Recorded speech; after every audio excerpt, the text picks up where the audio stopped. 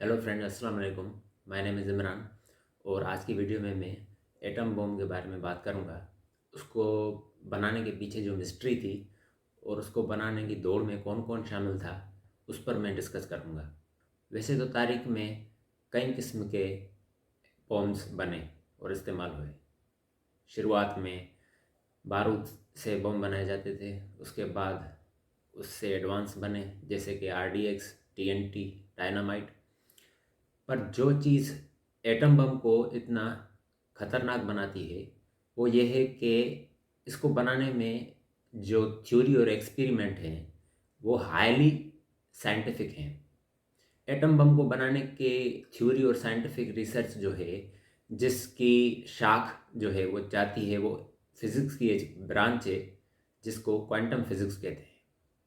Quantum physics पहली बार introduce हुई Germany में, और अमेरिका के एक साइंटिस्ट ओपेनहाइमर, जिन्होंने ही अमेरिका के लिए पहला एटम बम बनाया था, वो गए थे जर्मनी क्वांटम फिज़िक्स सीखने के लिए। और जब उन्होंने जर्मनी में क्वांटम फिज़िक्स पर ग्रिप हासिल कर ली तो उन्होंने फैसला किया कि वो वापस अमेरिका जाएंगे और वहाँ क्वांटम फिज़िक्स इंट्रोड्यूस करेंगे।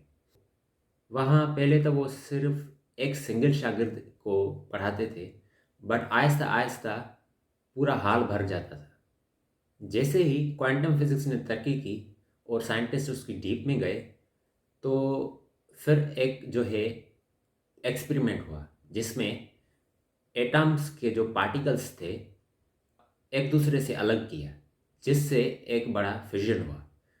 उस फिजन के बाद ये साबित हुआ कि इस एक्सपेरिमेंट के थ्रू, इस थ्योरी के थ्रू एक बम बन सकता है।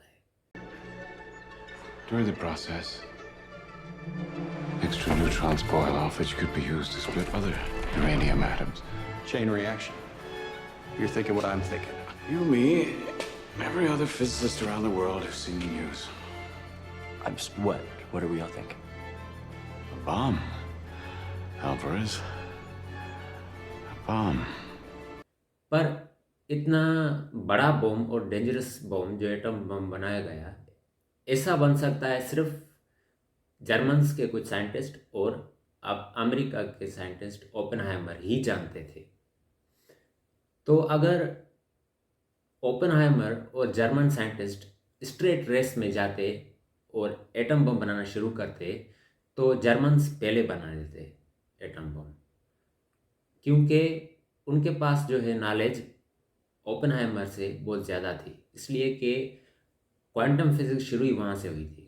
अगर जर्मनी एटम बम अमेरिका से पहले बना लेता तो ना सिर्फ वो वर्ल्ड वार 2 जीत जाता, बल्कि आज के दौर में मेरे अकॉर्डिंग वो सुपर पावर होता। अब अमेरिका ने सोचा कि एटम बम हम पहले कैसे बनाएं।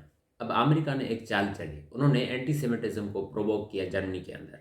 हिटलर जो था वो ज्यूज से, यहूदियों से बहुत नफरत करता था और उसका मानना था कि ये जो क्वांटम फिजिक्स है ये यहूदियों की साइंस है। उसका मानना था कि ये ज्यूइश साइंस है। इस नफ़रत और हेट्रेड की वजह से उसने क्या किया कि उसके मुल्क के जो साइंटिस्ट थे उसने उनको रिसोर्सेज देना बंद कर दी, जिसकी वजह से जर्मन्स ने जो है लेट कर दी एटम बम बनाने में, और on the other side America ने एटम बम बना लिया। अब जब एटम बम बन गया तो उसके पूरे होने के बाद जब पूरा हुआ तब जर्मनी जंग हार चुका था। फिर अमेरिकन ने के काफ़ी जनरलों ने ओपेनहाइमर को कहा कि हमें एटम बम यूज़ करने की अब क्या ज़रूरत है जब हम जंग जीत चुके हैं। तो ओपेनहाइमर का मानना था कि अगर हम एटम बम यूज़ करेंगे तो हमारी दहशत होगी और फ्यूचर में किसी की हिम्मत नहीं होगी कि जर्मनी की तरह फिर से हम हमारे अगेंस्ट जंग लड़े। और ये क्यों ना करता, उसने अपनी ज़िंदगी के 20-25 साल इसके पीछे लगा दिए थे एटम बम बनाने के। यही वो वजह थी कि वर्ल्ड वार 2 के दौरान, हालांकि इतनी बड़ी बड़ी फौजी ताकतें थी जैसे जर्मनी हो गई, रूस हो गया, जापान हो गया, पर अमेरिका इस दौड़ में सफल हो गया। अब जब वर्ल्ड वार 2 ख़त्म हुई, एक और जो है नेशन जिसने एटम बम बनाया वो था रशिया।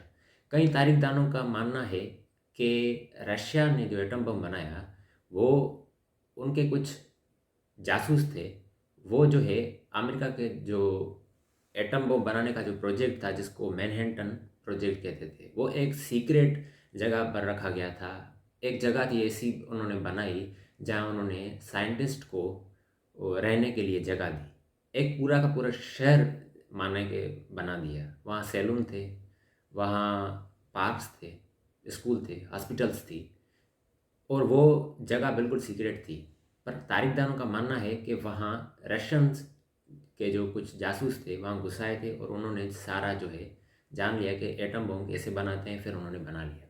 उसके बाद रेस्ट इज़ द हिस्ट्री। अगर आपको वीडियो पसंद आए तो मेरा चैनल ज़रूर सब्सक्राइब कीजिएगा।